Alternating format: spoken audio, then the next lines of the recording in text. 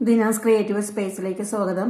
നമുക്കിന്ന് +1 മരപ്പാവകൾ എന്ന കഥ പഠിക്കും.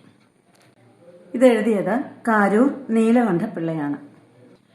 മുറ്റത്തു ചെന്നു നിന്ന എന്യൂമറേറ്റർ 312 ആശാരിപ്പറമ്പിൽ എന്ന് തന്നോട് തന്നെ പറഞ്ഞിട്ട് ഉച്ചത്തിൽ ചോദിച്ചു, ഇവിടെ ആരുമില്ലേ?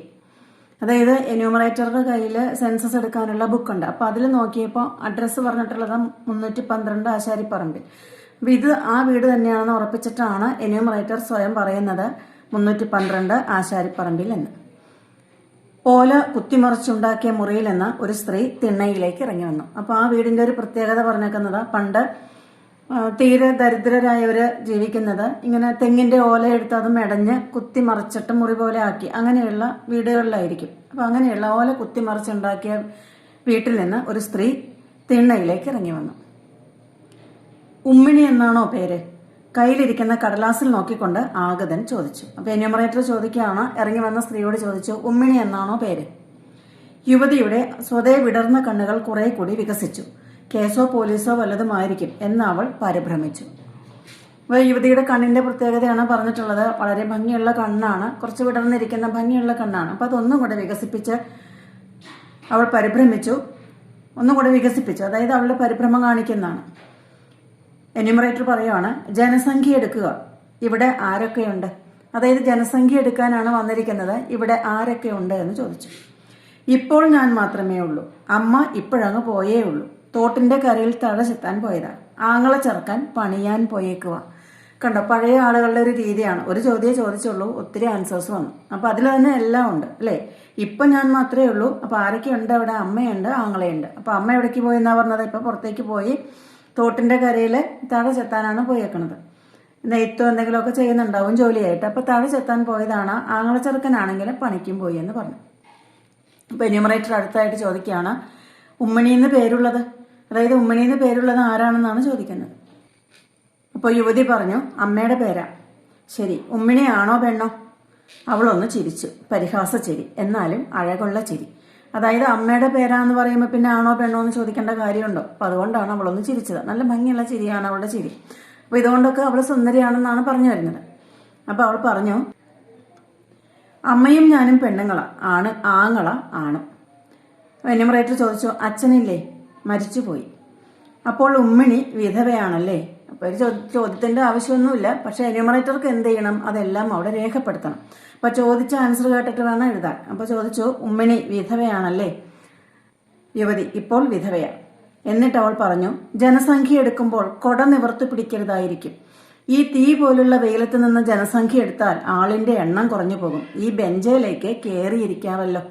അപ്പൊ എന്യൂമറേറ്റർ വന്നിട്ട് മുറ്റത്ത് തന്നെ നിൽക്കുവാണ്. അപ്പൊ പറഞ്ഞാലല്ലേ ഇരിക്കാൻ പറ്റുള്ളൂ. അപ്പൊ മുറ്റത്ത് തന്നെ നിൽക്കുവാണ്. അപ്പൊ അവള് പറയുവാണ്, കുട നിവർത്തിയിട്ടൊന്നുമില്ല, നല്ല വെയിലുമാണ്. അപ്പൊ അവള് പറഞ്ഞു, എന്താ ജനസംഖ്യ എടുക്കുമ്പോൾ കുട നിവർത്തി പിടിക്കരുതെന്നാണോ? ഈ വെയിലത്ത് ഇങ്ങനെ നിന്നാൽ ചത്തുപോകും എന്നാണ് പറയുന്നത്. അതായത് വെയിലത്ത് നിന്ന് ജനസംഖ്യ എടുത്താൽ എണ്ണം കുറഞ്ഞു പോകും. ഈ ബെഞ്ചിലേക്ക് ഇരിക്കാൻ പറഞ്ഞു. ഇനി വീടിന്റെ പ്രത്യേകതകൾ പറയുവാണ് അടുത്തതായിട്ട്. ചാണകം മെഴുകി വെടിപ്പും മിനുപ്പും വരുത്തിയിട്ടുള്ള നീളം കുറഞ്ഞ വരാന്തയിൽ കയറി ആഗതൻ ബെഞ്ചിലിരുന്നു. കണ്ടോ, അപ്പോൾ ചെറിയ വീടാണെങ്കിലും ഓല കുത്തിമറിച്ച വീടാണെങ്കിലും ചാണകമൊക്കെ മെഴുകി നല്ല വൃത്തിയിലും വെടിപ്പിലുമാണ് കിടക്കുന്നത്. അപ്പോൾ അവിടെ ഒരു ബെഞ്ച് ഇട്ടിട്ടുണ്ട്. അപ്പോൾ ആ ബെഞ്ചിലേക്ക് കയറി എന്യൂമറേറ്റർ ഇരുന്നു. ഉമ്മിണിയുടെ വിവരങ്ങളൊക്കെ ചോദിച്ചറിഞ്ഞ് രേഖപ്പെടുത്തി. എന്നിട്ട് അതിനുശേഷം ആ യുവതിയോട് ചോദിച്ചു, നിങ്ങളുടെ പേര്? എൻ്റെ പേര് നളിനി. ഇത് പറഞ്ഞപ്പോൾ അവൾ അല്പം ലജ്ജ ഭാവിച്ചു. വയസ്സ് കണ്ടിട്ട് എന്ത് തോന്നുന്നു? എനിക്കൊന്നും തോന്നിയില്ല. അതായത് എന്യൂമറേറ്റർക്ക് ഇപ്പോൾ തോന്നിയ വയസ്സ് എഴുതേണ്ട കാര്യമില്ലല്ലോ. അപ്പൊ എന്യൂമറേറ്റർ പറഞ്ഞു, എനിക്കൊന്നും തോന്നിയിട്ടില്ല എന്ന്. അപ്പൊ അവളൊന്ന് മന്ദഹസിച്ചു. 23. എന്നിട്ട് പറഞ്ഞു, 23 വയസ്സായി. വിവാഹം കഴിഞ്ഞതാണോ? എന്യൂമറേറ്റർ ചോദിച്ചു. അപ്പോൾ അവളൊന്ന് മൂളി. ഇപ്പോൾ ഭർത്താവുണ്ടോ? അത് കേട്ടപ്പോൾ അവള് ഒന്ന് പരിങ്ങി അല്ലെ, അവൾ അല്പം പരിങ്ങി. ഇപ്പോൾ ഇവിടെ ഇല്ല. 13ാം മൈലിൽ ജനസംഖ്യ എടുത്തോ? അപ്പൊ ഇതുകൊണ്ട് എന്താ ഉദ്ദേശിക്കുന്നത്? ഭർത്താവ് എവിടെയാ? 13ാം മൈലിലാണ്. അപ്പൊ അവിടെ ജനസംഖ്യ എടുത്തോ എന്നാണ് ചോദിക്കുന്നത്. പറഞ്ഞു, അതിനാള് വേറെയാ, ഭർത്താവുണ്ട് അല്ലേ? അതായത് 13ാം മൈലില് ജനസംഖ്യ എടുക്കുന്നത് ഇയാളല്ല, വേറെ ആൾക്കാരുണ്ട്. എന്നിട്ട് ആ ചോദ്യം തുടർച്ചയായിട്ട് ചോദിക്കുകയാണ്. അപ്പൊ ഭർത്താവ് ഉണ്ട് അല്ലേ? അപ്പൊ അവള് തിരിച്ചു പറഞ്ഞു, ഉണ്ടെന്നോ ഇല്ലെന്നോ എഴുതിക്കോളൂ. അവൾ അവഗണനാഭാവത്തിൽ പറഞ്ഞു, ഉണ്ടെന്ന് എഴുതിയാലും ഇല്ലെന്ന് എഴുതിയാലും അർത്ഥം ഒന്നല്ലല്ലോ. അപ്പോൾ എന്യൂമറേറ്റർ ചോദിക്കുകയാണ്, അപ്പോൾ ഉണ്ടെന്ന് എഴുതിയാലും ഇല്ലെന്ന് എഴുതിയാലും ഒന്നല്ലല്ലോ, ഇല്ലെന്ന് എഴുതിയാൽ ഇല്ല, ഉണ്ടെന്ന് എഴുതിയാൽ ഒന്ന് ഉണ്ട്. അപ്പോൾ എന്നാൽ ഉണ്ടെന്ന് തെളിയാതെ എഴുതിക്കോളൂ. അപ്പോൾ എന്താ നളിനി എന്തെന്നാ പറഞ്ഞത്? എന്നാൽ വലിയ തെളിച്ചം കൂടാതെ എഴുതിക്കൊള്ളാനാണ് പറഞ്ഞത്. എന്തെന്നാ? ഉണ്ടെന്ന്. കല്യാണം പറഞ്ഞു വെച്ചിട്ടേ ഉള്ളായിരിക്കും അല്ലേ, എന്നാൽ വിവാഹിത എന്നല്ല എഴുതേണ്ടത്, അവിവാഹിത എന്നാണ്. അപ്പൊ തെളിയാതെ എഴുതിക്കൊള്ളാൻ പറഞ്ഞപ്പോൾ എന്യൂമറേറ്റർ വിചാരിച്ചു കല്യാണം കഴിഞ്ഞിട്ടുണ്ടാവില്ല. എന്യൂമറേറ്റർ എന്താ പറഞ്ഞത്? അപ്പൊ കല്യാണം കഴിഞ്ഞില്ലെങ്കിൽ വിവാഹിത എന്നല്ല അവിവാഹിത എന്നാണ് എഴുതേണ്ടതെന്ന്. അപ്പൊ അതിൽ ഓപ്ഷൻ ഉണ്ടായിരിക്കും വിവാഹിതയാണോ അവിവാഹിതയാണോ എന്നൊക്കെ. അപ്പോൾ അവിവാഹിത എന്നാണ് എഴുതേണ്ടത് എന്ന് പറഞ്ഞു. അപ്പോൾ നളിനി പറയാണ്, അതല്ല, വിവാഹം കഴിഞ്ഞു. അവൾ തലയുടെ പുറകുവശം ചൊറിയുകയും അതോടെ നീണ്ടതും എണ്ണമയമില്ലാത്തതിനാൽ മുഷിഞ്ഞതുമായ മുടി അഴിഞ്ഞിഴഞ്ഞ് വീഴുകയും ചെയ്തു. അവളുടെ സുന്ദര രൂപത്തിന് ഒരു ഭംഗിയുള്ള പശ്ചാത്തലമായി അത് ഭവിക്കുകയും ചെയ്തു. കണ്ടോ, അടുത്തതായിട്ട് അവളെ വിശേഷിപ്പിച്ചേക്കുവാണ്. അപ്പൊ നളിനിയെ വിശേഷിപ്പിച്ചിരിക്കുന്നത് എങ്ങനെയാ? അപ്പൊ നീളം കൂടിയ മുടിയാണെന്നല്ലേ. ഇനി എണ്ണ തേച്ചിട്ടൊന്നുമില്ല. അപ്പോൾ ആ ദാരിദ്ര്യത്തിൽ ചിലപ്പോൾ എണ്ണ മേടിക്കാനുള്ള പൈസയൊന്നും ഉണ്ടാവില്ല. അപ്പോൾ എണ്ണ തേക്കാതെ അവളൊരു ഇഷ്ടമില്ലാത്ത രീതിയിലാണ് തലയുടെ പുറകുവശം ചൊറിഞ്ഞത്. അപ്പോൾ എന്തായി? മുടി അഴിഞ്ഞങ്ങ് വീണു. അപ്പോൾ അവളെ കണ്ടാൽ ഒന്നും കൂടെ നല്ല ഭംഗി തോന്നിച്ചു. എന്യൂമറേറ്റർ തുടർന്നും ചോദിക്കുകയാണ്, ഭർത്താവ് ഉണ്ട്, ഭർത്താവില്ല താൻ. ഇപ്പം നളിനി തിരിച്ചു പറയുകയാണ് ഇങ്ങനെ, ഉപേക്ഷിച്ചു അല്ലേ, ഇപ്പോൾ വിഭർത്തൃക. അപ്പോൾ എന്യൂമറേറ്റർ ചോദിച്ചു, എന്നാൽ പിന്നെ വിഭർത്തൃക എന്ന് എഴുതാം, ഭർത്താവ് ഉപേക്ഷിച്ചതായിരിക്കും അല്ലേ എന്ന് ചോദിച്ചു. ആ വാക്ക് കേട്ടിട്ട് എഴുതാമെന്ന് തോന്നുന്നു. അപ്പൊ നളിനി എന്താ പറഞ്ഞത്? എന്നാ വിഭർത്തൃക എന്ന് എഴുതാം എന്ന് പറഞ്ഞു. ഒന്നുകൂടെ കേൾക്കട്ടെ. വിദർഭ, അതുപോലെ ഒരു കുഴഞ്ഞ കേസായി ഇത്. കണ്ടോ, ആ വിഭർത്തൃക എന്ന് പറഞ്ഞപ്പോൾ അവൾക്കത് വിദർഭന്ന്, ഈ വിഭർത്തൃക എന്ന് ഒരു കുഴഞ്ഞു മറിഞ്ഞ പോലെ അവൾക്ക് പറയാൻ പറ്റുന്നില്ലല്ലോ. അപ്പൊ വിദർഭ, ഇതുപോലെ ഒരു കുഴഞ്ഞ കേസാണ് എന്റേതും എന്നവൾ പറഞ്ഞു. പക്ഷെ ഉപേക്ഷിച്ചതല്ല. ഉപേക്ഷിച്ചെങ്കിൽ പിന്നെ എന്തിനാ ആഴ്ചതോറും അയാളെ ദൂതാളിനെ പറഞ്ഞു വിടുന്നത്? അപ്പൊ നളിനി പറയാണ്, എന്തായാലും അയാൾ ഉപേക്ഷിച്ചിട്ടൊന്നുമില്ല. അപ്പൊ ആഴ്ചതോറും അവളോട് ചെല്ലാൻ പറഞ്ഞ ആരെങ്കിലും പറഞ്ഞു വിടുന്നുണ്ടാവും. അപ്പൊ അതുകൊണ്ട് ഉപേക്ഷിച്ചിട്ടില്ല എന്ന് അവൾ പറഞ്ഞു. അപ്പൊ നിങ്ങൾ ഉപേക്ഷിച്ചതായിരിക്കും അല്ലേ. ഇപ്പൊ എന്യൂമറേറ്റർ തിരിച്ചു ചോദിക്കുകയാണ്, അപ്പൊ ഉപേക്ഷിച്ചതെന്നാൽ നളിനി ആയിരിക്കും അല്ലേ എന്ന് ചോദിച്ചു. അപ്പൊ നളിനി എന്താ പറഞ്ഞത്? ഞാൻ ആദ്യം അപേക്ഷിക്കാനും പോയില്ല, പിന്നെ ഉപേക്ഷിക്കാനും പോയില്ല. എന്താ വേണ്ടതെന്നാൽ അങ്ങനെ എഴുതിക്കോ, നിങ്ങൾക്കല്ലേ ഒക്കെ അറിയാവുന്നത്. അതായത് നളിനി പറയുന്നത് എന്യൂമറേറ്റർക്കല്ലേ എഴുതേണ്ട കാര്യങ്ങളൊക്കെ എഴുതാൻ അറിയാവുന്നത്. അപ്പൊ അത് അങ്ങനെ എഴുതിക്കോളാനാണ് പറഞ്ഞത്. എനിക്ക് നിങ്ങളുടെ ഭർത്താവിന്റെ കാര്യമൊന്നും അറിയാൻ വയ്യ, നിങ്ങൾ പറയുന്നത് എഴുതാം, ഭർത്താവ് ഉണ്ടെന്ന്. അപ്പൊ എന്യൂമറേറ്റർ എന്താ പറയുന്നത്? എന്യൂമറേറ്റർക്ക് മനസ്സിൽ തോന്നുന്നൊന്നും എഴുതേണ്ട ആവശ്യമില്ല, ചോദിച്ചത് ആളുകൾ പറയുന്ന ഉത്തരം എഴുതിയാൽ മതി. അപ്പോൾ എന്യൂമറേറ്റർ പറഞ്ഞു, നിങ്ങളുടെ ഭർത്താവിന്റെ കാര്യമൊന്നും എനിക്കറിയില്ല, ഒരു കാര്യം ചെയ്യാം, ഭർത്താവ് ഉണ്ടെന്ന് എഴുതാം അല്ലേ എന്ന് ചോദിച്ചു. അപ്പോൾ നളിനി തിരിച്ചു പറഞ്ഞു, അതാ നല്ലത്. നല്ലതും ചീത്തയും എഴുതാനുള്ള പുസ്തകം അല്ല ഇത്, നേരെ എഴുതാനുള്ളതാണ്. അപ്പൊ എന്യൂമറേറ്റർ എന്താ തിരിച്ചു പറഞ്ഞത്? നല്ലത് ഏതാ ചീത്ത ഏതാന്നല്ല ഇവിടെ എഴുതേണ്ടത്, എന്താണ് കറക്റ്റായിട്ടുള്ള വിവരങ്ങളാണ് ഇതിൽ എഴുതേണ്ടത്. ഞാൻ പറഞ്ഞതാ നേരെ എന്ന് പറഞ്ഞിട്ട് അവൾ തലമുടി പുറകുവശത്ത് കെട്ടിവെച്ചു. അപ്പൊ അവൾ പറഞ്ഞു, ഞാൻ പറഞ്ഞതാണ് നേരെ, അപ്പൊ അങ്ങനെ എഴുതിയാൽ മതി എന്ന് പറഞ്ഞ് മുടി കെട്ടിവെച്ചു. അനാവശ്യമായ പ്രവൃത്തി അയാൾ നോക്കിക്കണ്ടു. അപ്പൊ മുടി കെട്ടുന്നതൊന്നും അയാൾക്ക് നോക്കേണ്ട ആവശ്യമില്ല, പക്ഷെ അയാൾ ആ മുടി കെട്ടുന്നത് നോക്കി. അപ്പൊ അടുത്ത ക്വസ്റ്റ്യൻ ചോദിക്കുകയാണ്, പ്രസവിച്ചതാണോ? ആണും പ്രസവിച്ചില്ല, പെണ്ണും പ്രസവിച്ചില്ല. പ്രസവിച്ചതാണോ, അതായത് ആണാണോ പ്രസവിച്ചത്? അപ്പൊ തിരിച്ചെഴുതുമ്പോഴെങ്ങനെ? പ്രസവിച്ചത് പ്ലസ് ആണോ അല്ലേ. അപ്പൊ പ്രസവിച്ചത് ആണാണോ പ്രസവിച്ചത്? അപ്പൊ അവൾ എന്തെന്നാ പറഞ്ഞേ? പ്രസവിച്ചിട്ടില്ല എന്നാണ് ഉത്തരം. അപ്പൊ അത് പറയുന്നത് രീതിയാണിത്. എന്താ? ആണും പ്രസവിച്ചില്ല, പെണ്ണും പ്രസവിച്ചില്ല. എന്യൂമറേറ്ററുടെ അടുത്ത ക്വസ്റ്റ്യൻ ആണ്, ഛിദ്രമുണ്ടായിട്ടുണ്ടോ? അപ്പോൾ അവൾ തിരിച്ചു പറയുന്നത് എന്താ? ഉണ്ടായിട്ടുണ്ടോന്ന്. അവിടെ ചെന്ന് 6 മാസം തികയുന്നതിന് മുമ്പേ തുടങ്ങിയതല്ലേ ഛിദ്രം. ഒരു ദിവസം അല്ലെങ്കിൽ ഒരു ദിവസം ഛിദ്രമില്ലാതെ കഴിഞ്ഞിട്ടില്ല. അപ്പോൾ ഛിദ്രത്തിന്റെ അർത്ഥം അവൾക്ക് ശരിക്കും മനസ്സിലായില്ല. അപ്പൊ അവൾ എന്താ പറഞ്ഞത്? ചെന്നപ്പോ തൊട്ട് തുടങ്ങിയതാണ് ഈ ഛിദ്രം. അപ്പൊ അയാൾ എന്താ ചോദിച്ചത്? ഛിദ്രം ഉണ്ടായിട്ടുണ്ടോ എന്ന് ചോദിച്ചാൽ ഗർഭഛിദ്രം ഉണ്ടായിട്ടുണ്ടോ എന്നാണ് ഉദ്ദേശിക്കുന്നത്. അപ്പോൾ എന്യൂമറേറ്റർ ചോദിച്ചു, ദിവസവും ഛിദ്രമോ? അതല്ലേ ഞാനിങ്ങ് പോകുന്നത്. അപ്പൊ അവൾ തിരിച്ചു പറഞ്ഞു, അപ്പൊ അതുകൊണ്ടാണ് ഞാനിങ്ങ് തിരിച്ചു പോകുന്നതെന്ന് പറഞ്ഞു. എന്താണ് ഈ പറയുന്നത്?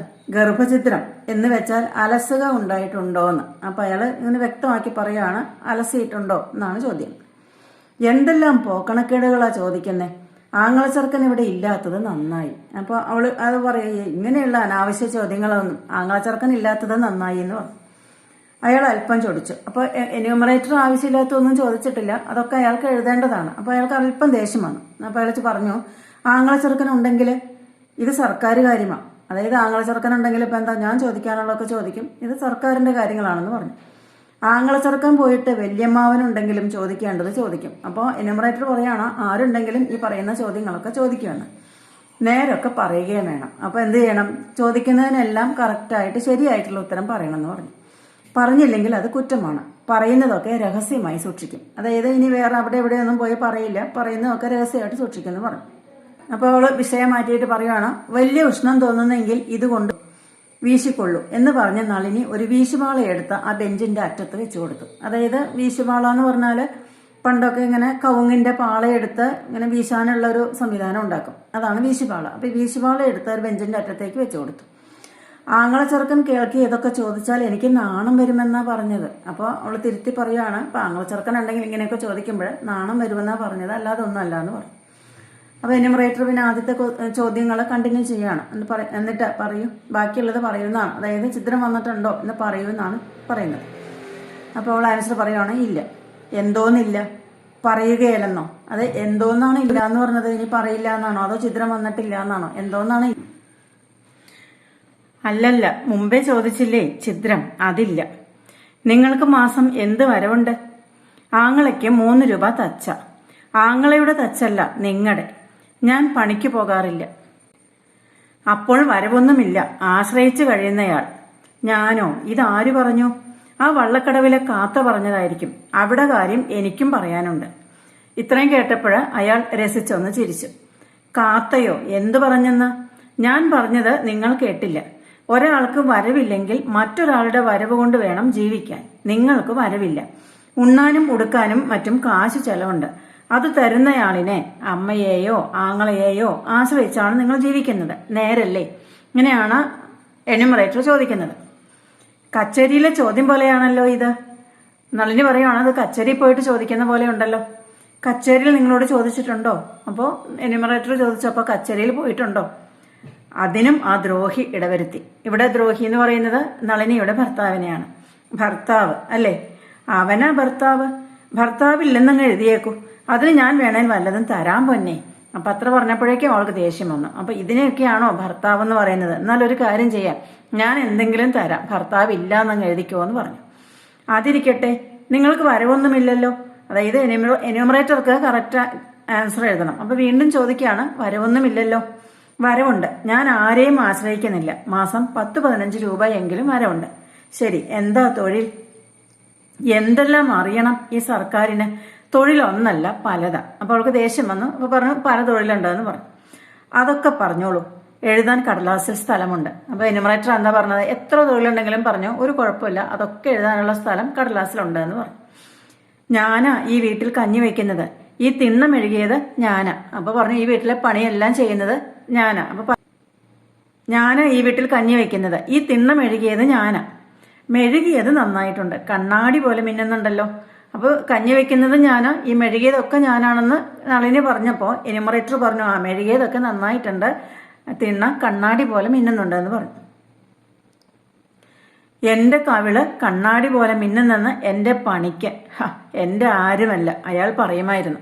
അതായത് ഇപ്പോ ഭർത്താവ് ആരുമല്ല, എന്നാലും മുമ്പേ പറയുമായിരുന്നു അവളുടെ കവിള് കണ്ണാടി പോലെ മിന്നുന്നുണ്ടെന്ന്.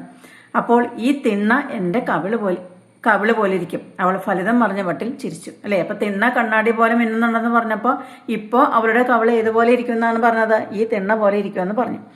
ഇത് കേട്ടപ്പോ അയാളും ചിരിച്ചു. അയൽ വീട്ടിലെ ഒരു പെണ്ണ് മുറ്റത്ത് വന്ന് നിന്ന് എന്യൂമറേറ്ററുടെ മുഖത്ത് കണ്ണും തറപ്പിച്ച് നിലയായി. ഗ്രാമപ്രദേശങ്ങളിലൊക്കെ അങ്ങനെയാ. ഒരു വീട്ടിൽ ആരെങ്കിലും വന്നിട്ടുണ്ടെങ്കിൽ മറ്റ് വീടുകളിൽ നിന്ന് ആളുകൾ വന്ന് നോക്കും. അപ്പൊ അയൽ വീട്ടിലെ പെണ്ണ് മുറ്റത്ത് വന്ന് നിന്ന് എന്യൂമറേറ്റർ മുഖത്തേക്ക് എങ്ങനെ നോക്കി നിന്നു. പെണ്ണിന് വയസ്സ് 10 കഴിഞ്ഞുള്ളൂ. നോട്ടം കണ്ടില്ലേ? 2 കൊല്ലം കഴിഞ്ഞാൽ ഈ വഴിക്ക് ആളുകളെ നടത്തുകയില്ല. അപ്പൊ നളിനി പറയാണ്, 10 വയസ്സായിട്ടുള്ളൂ, നോക്കി നിൽക്കുന്ന കണ്ടില്ലേ? 2 കൊല്ലം കഴിഞ്ഞാല് അപ്പൊ അവളുടെ സ്വഭാവം അത്ര നന്നായിരിക്കില്ല എന്നാണ് നളിനി പറയുന്നതിന്റെ ഉദ്ദേശം.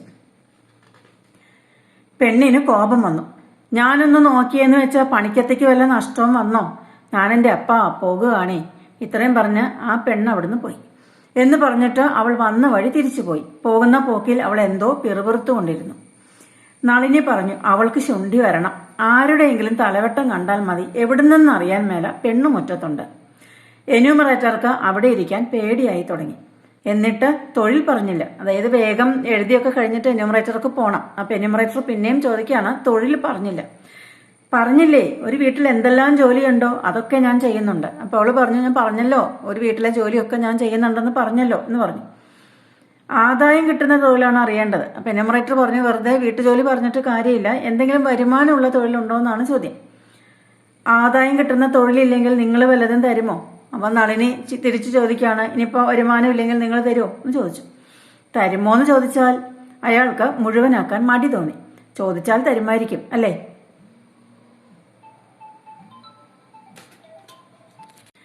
അയാൾ ചുറ്റുപാടും നോക്കി. അവൾ പറഞ്ഞു, വീട്ടിൽ വല്ലവരും വന്നാൽ ഒരു മര്യാദ വേണമല്ലോ. അയാൾ പെട്ടെന്ന് പറഞ്ഞു, ഞാൻ മര്യാദകേട് വല്ലതും പറഞ്ഞോ? പറഞ്ഞില്ല, ഞാൻ മര്യാദ കാണിച്ചില്ല. മുറുക്കുമെന്ന് തോന്നുന്നല്ലോ എന്ന് പറഞ്ഞ് അവൾ മുറിക്കകത്തേക്ക് കയറി. തപ്പിപ്പെറുക്കുന്ന ശബ്ദം അയാൾ ശ്രദ്ധിച്ചു. അല്പം കഴിഞ്ഞ് അവൾ മുറുക്കാൻ കൊണ്ടുവന്നു. അയാൾ മുറുക്കിൽ ഏർപ്പെട്ടു. അവൾ വീണ്ടും മുറിക്കകത്ത് പോയി 3 മരപ്പാവകൾ കൊണ്ടുവന്നു. എന്നിട്ട് അവൾ പറഞ്ഞു, എന്റെ തൊഴിൽ ഇതാണ്, ഇതിലൊന്നുണ്ടാക്കാൻ എനിക്ക് ഒരു ദിവസം മതി. അപ്പൊ ഇത്രയും പറഞ്ഞിട്ടാണ് പിന്നെ തൊഴിൽ ഏതാന്ന് പറഞ്ഞത്. അപ്പൊ തൊഴിൽ ഏതാ? മരപ്പാവകൾ ഉണ്ടാക്കുന്ന തൊഴിലാണ്. അപ്പൊ അത് ഒരെണ്ണം ഉണ്ടാക്കാൻ അവൾക്ക് ഒരു ദിവസം മതി എന്ന് പറഞ്ഞു. അയാൾ പാവ വാങ്ങി നോക്കി. ഒരു ചാൺ നീളത്തിലുണ്ടാക്കിയ സ്ത്രീ രൂപങ്ങൾ. അപ്പൊ പാവയുടെ പ്രത്യേകത, പാവയുടെ നീളം അത്രയുള്ളൂ, ഒരു ചാൺ നീളേ ഉള്ളൂ. സ്ത്രീ രൂപങ്ങളാണ് 3 എണ്ണവും. എല്ലാം നന്നായിരിക്കുന്നു. തിളങ്ങുന്ന ചായപ്പണി ചെയ്തത് കണ്ടോ, നല്ല ചായപ്പണിയൊക്കെ ചെയ്ത് ഭംഗിയാക്കിയിട്ടുണ്ട്. കൊഴുത്ത് മിനുത്തത് കണ്ടോ, പാവയെ വർണ്ണിച്ചേക്കുവാണ്, നല്ല കൊഴുത്തിരിക്കുന്നു. ഭംഗിയുള്ള അവയവങ്ങൾ, ഉയർന്ന മാറിടം, തടിച്ച ജഘനം, കൃശമായ മദ്യം, അക്ഷാമമായ ചുഗരഭാരം, ആകർഷകമായ മന്ദസ്മേരം, ആകപ്പാടെ മാദകമായ സുന്ദര ശില്പങ്ങൾ. അല്ലെ, ശില്പങ്ങളെല്ലാം നല്ല ഭംഗിയുള്ളതാണ്. അയാൾ കണ്ണിമയ്ക്കാതെ നോക്കിയിരുന്നു. എന്നിട്ട് അവളെ നോക്കി. കണ്ടോ, ശില്പങ്ങളെല്ലാം നോക്കിയിട്ട് പിന്നെ നളിനിയെ നോക്കി. എന്നിട്ട് പറഞ്ഞു, 4ഉം ഒന്നുപോലെ അത്ഭുതകരം. 3 കണ്ടാൽ 4 തോന്നുന്നതാണ് അത്ഭുതം, അവൾ പറഞ്ഞു. അപ്പൊ അവള് കൊടുത്തത് 3 എണ്ണല്ലേ ഉള്ളൂ. ഈ 3 എണ്ണം കണ്ടിട്ട് 4 എണ്ണം എന്ന് പറയുന്നതാണ് അത്ഭുതം എന്ന് നളിനി തിരിച്ചു പറഞ്ഞു. ഇത് അച്ചിൽ വാർക്കുന്നതാണോ? ഞങ്ങൾ വാർപ്പ് പണിക്കാരല്ല. അപ്പൊ ഇത് അച്ചിൽ വാർത്തെടുത്തത് പോലെ, അച്ചിൽ വാർക്കുമ്പോഴല്ലേ 3 എണ്ണം ഒരുപോലെ ഇരിക്കുള്ളൂ. അപ്പൊ അതാ ചോദിച്ചത്, അച്ചിൽ വാർത്തതാണോ എന്ന്. അപ്പൊ നളിനി പറയുവാണ്, ഞങ്ങൾ വാർപ്പ് പണിക്കാരല്ല, കടഞ്ഞെടുത്തതായിരിക്കും.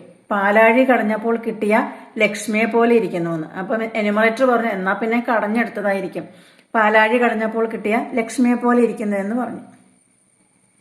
നളിനി തിരിച്ചു പറഞ്ഞു, പാലാഴി കടയാൻ ഞാൻ കൂടിയില്ല, അതുകൊണ്ട് ഞാൻ ലക്ഷ്മിയെ കണ്ടിട്ടില്ല. എന്റെ തൊഴിൽ എന്തെന്ന് കാണിക്കുകയായിരുന്നു. 4 പറഞ്ഞത് എങ്ങനെയാ?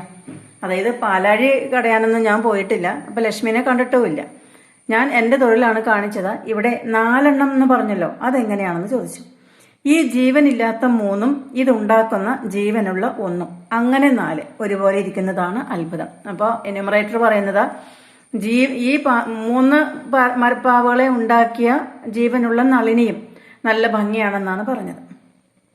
എന്ന് പറഞ്ഞാൽ ജീവനില്ലാത്തതുപോലെ ജീവനുള്ളതും ഇരിക്കുന്നതോ, അതിൽ അത്ഭുതമൊന്നുമില്ല, എന്റെ തലയിൽ എഴുതുന്നത്. അപ്പോൾ ഇവിടെ നളിനി നല്ല ബുദ്ധിയുള്ള സ്ത്രീ ആയിട്ടാണ് കാരൂർ നീലകണ്ഠപിള്ള പറഞ്ഞിട്ടുള്ളത്. അതായത് ഈ 3 മരപ്പാവകൾ ജീവനില്ലാത്തതാണ്. ഈ ജീവനില്ലാത്ത പോലെയാണോ ഞാൻ ഈ ജീവനുള്ളത് ഇരിക്കുന്നത്, എന്റെ തലയിൽ എഴുത്തുകയെന്ന് പറഞ്ഞു. അയാൾ അതെടുത്തു നോക്കി. അവളുടെ കണ്ണു മിന്നി. വീണ്ടും മുറിയിൽ പോയി തിരിച്ചു വന്നപ്പോൾ അവളുടെ മുഖം തുടുത്തിരുന്നു. കയ്യിൽ ഒരു പാവയുണ്ടായിരുന്നു. അത് അവൾ അയാളുടെ അടുത്ത് വെച്ചു. അപ്പൊ ഇത്രയും അയാളൊന്ന് പൊക്കി പറഞ്ഞപ്പോൾ സന്തോഷമായി. അപ്പൊ വീണ്ടും മുറിയിൽ പോയിട്ട് വേറൊരു പാവ എടുത്തോണ്ട് വന്നു. അത് അയാളുടെ അടുത്ത് വെച്ചു. അയാൾ അതെടുത്തു നോക്കി. കംസവധത്തിലെ കൃഷ്ണനാണോ ഇത്, അതോ മുന്തിയറപ്പനെ കൃഷ്ണന്റെ വേഷം കെട്ടിച്ചതോ? അപ്പൊ അയാൾ ചോദിക്കുകയാണ്, അപ്പൊ ഇത് എടുത്തോണ്ട് വന്നപ്പോ കൃഷ്ണൻ തന്നെയാണ്, പക്ഷെ കംസവധത്തിലെ ആണോ എന്ന്. അതായത് കംസനെ കൊല്ലാൻ നേരം എന്തായാലും മുഖത്ത് ഭയങ്കര രൗദ്രഭാവമായിരിക്കുമല്ലോ, അതോ മുന്തിയറപ്പനെ കൃഷ്ണന്റെ വേഷം കെട്ടിച്ചതാണോ എന്ന് ചോദിച്ചു.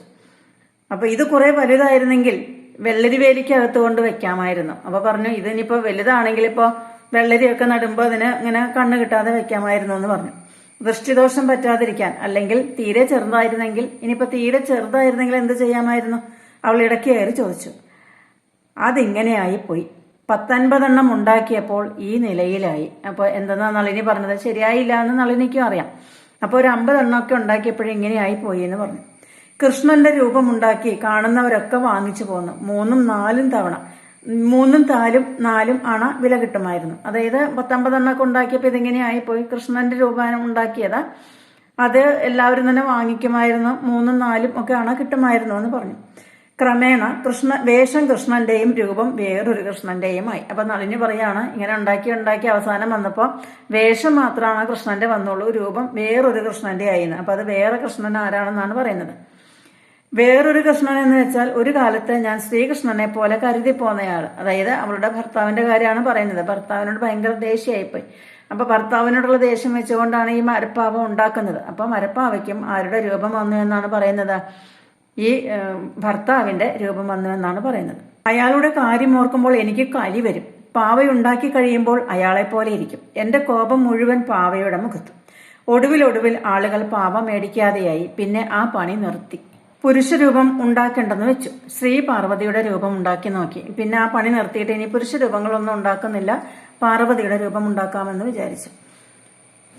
എന്ന് വെച്ചാൽ ഒരു സ്ത്രീ രൂപം ഉണ്ടാക്കി അതിന് ശ്രീ പാർവതി എന്ന് പേരിടും. അതായത് പാർവതിനെ കണ്ടിട്ടൊന്നല്ല, ഒരു രൂപം ഉണ്ടാക്കിയിട്ട് അതിന് ശ്രീ പാർവതി എന്ന് പേരിടുമെന്ന് പറഞ്ഞു. അല്ലാതെ ഞാൻ പാർവതിയെ കണ്ടിട്ടോ മറ്റോ ഉണ്ടോ? പാർവതി തപസ് ചെയ്തെന്നും ശിവന്റെ കൂടെ നൃത്തം ചെയ്തെന്നും ഒക്കെ ഞാൻ കേട്ടിട്ടുണ്ട്, സിനിമയിൽ കണ്ടിട്ടുമുണ്ട്. പിന്നെ പാർവതിയും പരമേശ്വരനും കൂടെ ചിലപ്പോൾ പിണങ്ങാറുണ്ട് പോലും.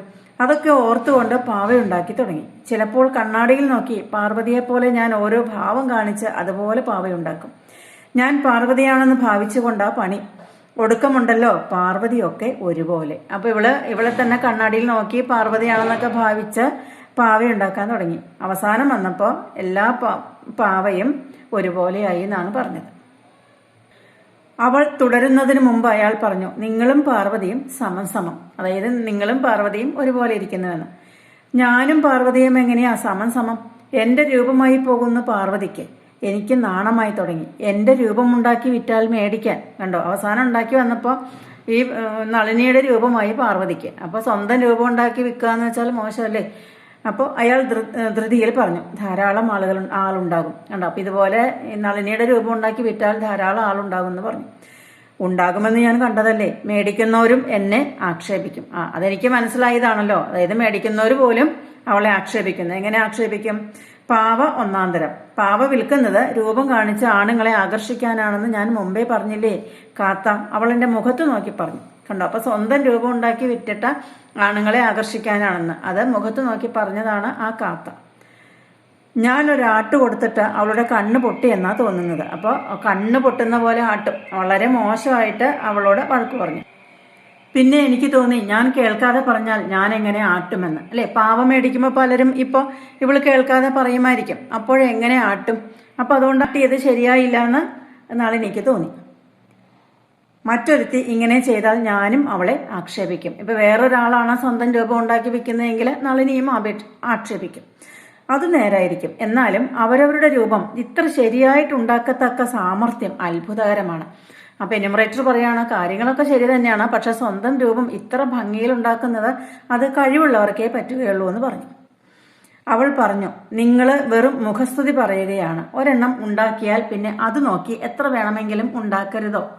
കണ്ണാടിയിൽ നോക്കി കാണുന്നത് പോലെ ആദ്യം ഒന്ന് ഉണ്ടാക്കണം. അതത്ര വലിയ കാര്യമൊന്നുമല്ല. അപ്പൊ അവള് വളരെ താഴ്മയുള്ള ഒരു സ്ത്രീയാണ്. അപ്പൊ അവള് പറയുകയാണ്, ഇത് അങ്ങനെയൊന്നും പറയേണ്ട ആവശ്യമില്ല, ഒരെണ്ണം ഉണ്ടാക്കിയാൽ പിന്നെ അത് നോക്കി വേറെ ഉണ്ടാക്കാൻ പറ്റുമെന്ന് പറഞ്ഞു. അത് നേരാ. ഞാൻ എന്ത് പറഞ്ഞാലും നേരാണെന്ന് പറയുന്നവരായിരുന്നു ഈ അയൽപ്പക്കത്തുള്ളവർ മിക്കവരും. അവരെയൊക്കെ പേടിയായിരുന്നു എനിക്ക്. അതായത് എന്ത് പറഞ്ഞാലും അവള് പറയുന്നതിനനുസരിച്ച് നിൽക്കുന്നവരായിരുന്നു എല്ലാവരും അന്ന്. അപ്പൊ അവരെയൊക്കെ അവൾക്ക് പേടിയാണെന്ന്. ഇപ്പോൾ പേടിയില്ലായിരിക്കുമല്ലോ എന്നെ. അപ്പൊ എന്യൂമറേറ്റർ ചോദിക്കുകയാണ്, ഇപ്പൊ എന്നെ പേടിയില്ലായിരിക്കുമല്ലോ എന്ന്. ഇപ്പോൾ എനിക്ക് ആരെയും പേടിയില്ല, ഞാനല്ലാതെ ആരെങ്കിലും ഉണ്ടെന്ന് തന്നെ എനിക്ക് വിചാരമില്ല. അപ്പൊ നളിനി എന്താ പറയുന്നത്? ഞാനിപ്പോൾ എനിക്ക് ആരെയും പേടിയില്ല, ഇപ്പൊ ഈ ലോകത്ത് ഞാൻ മാത്രമേ ഉള്ളൂ എന്നാണ് എൻ്റെ വിചാരം എന്ന് പറഞ്ഞു. കലകളിൽ പ്രവർത്തിക്കുന്ന പലരും അങ്ങനെയുള്ളവരാണ്. അപ്പോൾ എന്യൂമറേറ്റർ പറയാണ്, കലകളിൽ പ്രവർത്തിക്കുന്നവർക്കൊക്കെ അങ്ങനെ ഒരു മനോഭാവമാണെന്ന്. അതായത് ഈ ലോകത്ത് അവർ മാത്രമേ ഉള്ളൂ എന്നുള്ള ഒരു മനോഭാവമാണെന്നാണ് എന്യൂമറേറ്റർ പറഞ്ഞത്. അവൾ മുറിക്കകത്തു പോയി തിരിച്ചു വരുന്നതിനിടയ്ക്ക് അതിന്റെ പേരാണ് അഹന്ത എന്ന് അയാൾ ഒച്ചയടക്കി പറഞ്ഞു. കണ്ടോ, അപ്പൊ കലകളിൽ പ്രവർത്തിക്കുന്നവരെല്ലാവരും അങ്ങനെ തന്നെയാണ്, ഈ ലോകത്ത് അവർ മാത്രമേ ഉള്ളൂ എന്നാണ് വിചാരം. എന്നിട്ട് അവൾ മുറിയിലേക്ക് പോയിട്ട് തിരിച്ചു വരുമ്പോൾ അയാൾ പതുക്കെ പറയുകയാണ്, അതിന്റെ പേരാണ് എന്തെന്ന്? അഹന്ത എന്ന്. അവൾ 4 രൂപങ്ങൾ കൂടി അയാളുടെ മുമ്പിൽ വെച്ചു. കരുണം, രൗദ്രം, അത്ഭുതം, ശൃംഗാരം. ഇവയുടെ ഉച്ചാവസ്ഥയെ കാണിക്കുന്ന അവളുടെ തന്നെ രൂപങ്ങൾ. കണ്ടോ, വേറെ 4 രൂപങ്ങൾ. ഈ 4 രൂപങ്ങളുടെ ഭാവങ്ങൾ എങ്ങനെയാ? അവളുടെ തന്നെ 4 രൂപങ്ങളാണ്. ഇതിലെ രൗദ്രവും അത്ഭുതവും ശൃംഗാരവും കരുണവും. ഇത് അതിവിശേഷമാണെന്ന് പറഞ്ഞാൽ മുഖസ്തുതിക്കാരനെന്ന് എന്നെ ആക്ഷേപിക്കുമോ? അപ്പൊ ആ 4 കൊണ്ട് വെച്ചപ്പോഴേ ന്യൂമറേറ്റർ പറയാണ് ഇതും വളരെ നന്നായിട്ടുണ്ട്, ഇനി നല്ലതാണെന്ന് പറഞ്ഞാൽ മുഖസ്തുതി പറയുകയാണെന്ന് പറഞ്ഞ് ആക്ഷേപിക്കുമോ എന്ന് ചോദിച്ചു. അങ്ങനെ പറയാതിരിക്കാം. അതിവിശേഷമാണെന്ന് സാർ എന്തിനാ പറയുന്നത്? ഇതൊന്നും ഇപ്പോൾ വിൽക്കാറില്ല. അപ്പൊ എന്തിനാ അങ്ങനെ പറയണത്? ഇതൊന്നും ഇപ്പോൾ വിൽക്കാറില്ല എന്ന് പറഞ്ഞു. പകൽ ഉറങ്ങാതിരിക്കാൻ ചെയ്യുന്ന പണിയാണ്. എന്നെങ്കിലും ഒരിക്കൽ ഇതിനാവശ്യമുണ്ടാകും. എന്നെ കാണാത്തവരുടെ കയ്യിൽ ചെല്ലുമ്പോൾ ഇത് തേവിടിശിയുടെ പരസ്യമാണെന്ന് പറഞ്ഞ് അവർ ആക്ഷേപിക്കുകയില്ലെന്ന് എനിക്കറിയാം. അതായത് ഇപ്പോ ഈ നളിനിയെ കാണുന്നവരുടെ കയ്യിൽ ചെല്ലുമ്പോഴല്ലേ അവളെ ആക്ഷേപിക്കുകയുള്ളൂ. അതായത് ഇവളെ കാണാത്തവരുടെ കയ്യിൽ എത്തിയാൽ പിന്നെ ആക്ഷേപിക്കില്ല എന്ന് നളിനിക്ക് അറിയാമെന്ന് പറഞ്ഞു. ഒരു തൊഴിലറിയാം, നല്ല പോലെ ചെയ്യാം. അതിൽ നിന്ന് ആദായം കിട്ടാൻ മാർഗമില്ലെന്ന് വരുന്നത് കഷ്ടമാണേ. നിങ്ങൾ എന്തിനാ അപവാദത്തെ ഭയപ്പെടുന്നത്? ആളുകൾ എന്തെങ്കിലും പറയട്ടെ. ഒരു പാവയ്ക്ക് 1 രൂപ ഏത് പൊട്ടക്കണ്ണനും തരും. നിങ്ങളുടെ ആവശ്യങ്ങൾ പരാശ്രയം കൂടാതെ നടക്കും. തൊഴിൽ ശില്പവൃത്തി എന്ന് എഴുതാൻ പോവുകയാണ്. അപ്പോൾ ഈ എന്യൂമറേറ്റർ പറയുകയാണ് ഒരു തൊഴിലറിയാം, അത് വളരെ നന്നായിട്ട് അറിയുകയും ചെയ്യാം. പിന്നെ എന്തിനാണ് അപവാദത്തെ ഭയപ്പെടുന്നത്? ഇനി ഒരു പാവ വിറ്റാൽ 1 രൂപയെങ്കിലും അതായത് കിട്ടാതിരിക്കുമോ? അപ്പൊ എന്തായാലും തൊഴില് ശില്പവൃത്തി എന്ന് എഴുതാൻ പോവുകയാണെന്ന് പറഞ്ഞു.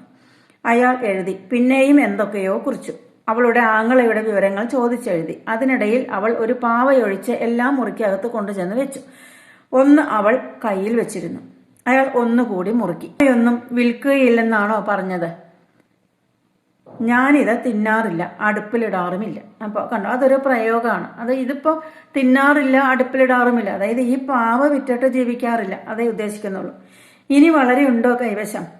ജനസംഖ്യയിൽപ്പെട്ടതാണോ ആ ചോദിച്ചത്? അപ്പൊ എല്ലാ ചോദ്യവും മുമ്പ് ചോദിച്ചപ്പോഴൊക്കെ ഇങ്ങനെ എന്യൂമറേറ്റർ പേപ്പറിൽ എഴുതാനുള്ളതാണെന്നല്ലേ പറഞ്ഞത്. അപ്പൊ ഇപ്പൊ ചോദിച്ചതും ജനസംഖ്യയിൽപ്പെട്ടതാണോ എന്ന് ചോദിച്ചു.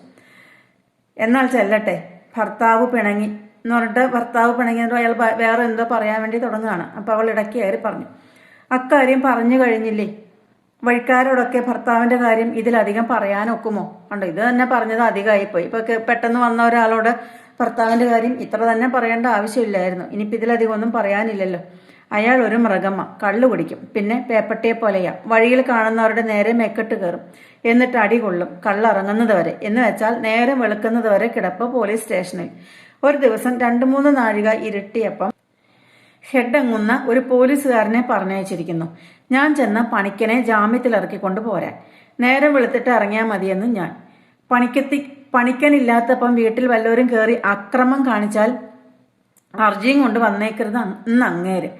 അക്രമത്തിന് വല്ലവരും വന്നാൽ എന്റെ തലോണ ചോട്ടിൽ വീതുളിയാ ഉള്ളതെന്ന് ഞാൻ. അല്ലെ, പാവകൾ ഉണ്ടാക്കുന്ന ഉളിയുണ്ട്, അതുണ്ട് എന്ന് നളിനി പറഞ്ഞു എന്ന് പറഞ്ഞു. അങ്ങേരങ്ങ് പോയി. 2 നാഴിക കൂടി കഴിഞ്ഞപ്പോൾ ആമ്പർന്നോൻ ആടി വന്നു കയറി. ഞാനൊന്നും ചോദിക്കാനും പറയാനും പോയില്ല. നേരം വെളുത്തപ്പോൾ ഞാൻ പറഞ്ഞു, ഞാൻ വീട്ടിലൊന്ന് പോവുകയാണ്. എന്തിനാ പോണേ എന്ന് അയാള്. ഇവിടെ താമസിച്ചാൽ ഞാൻ വല്ലവരെയും വീതുളി കൊണ്ട് കൊന്നേക്കും, അതുകൊണ്ട് പോകുക എന്ന് ഞാൻ. കണ്ടോ, അപ്പൊ അവിടെ നിന്നാൽ ചിലപ്പോൾ അയാളെ തന്നെ കൊല്ലുന്നാണ് പറഞ്ഞത്. അപ്പൊ അയാൾ അതിന് മറുപടി പറഞ്ഞെന്ത്, എന്റെ കൈ അന്നേരം പുളി പറിക്കാൻ പോവുകയും മറ്റുമില്ലെന്ന്. അതായത് അയാളെ കൊല്ലാൻ ചെല്ലുമ്പോൾ വെറുതെ ഇരിക്കില്ല എന്ന് ആ മൃഗം എടുത്ത വാക്കിൽ പറഞ്ഞു. ഈ മൃഗത്തിന്റെ കൂടെ പാർക്കാൻ ഞാനില്ലെന്ന് പറഞ്ഞേച്ച് ഞാൻ റോഡിൽ വന്ന് ബസ് കയറി ഇങ്ങ് പോന്നു. പിന്നെ ഉണ്ട് പറയാൻ അറയ്ക്കുന്ന കഥകൾ. ഇത്രയാണ് അന്ന് സംഭവിച്ചത്. അപ്പൊ ഇനിയും പറയാൻ അറയ്ക്കുന്ന കഥകളുണ്ട്.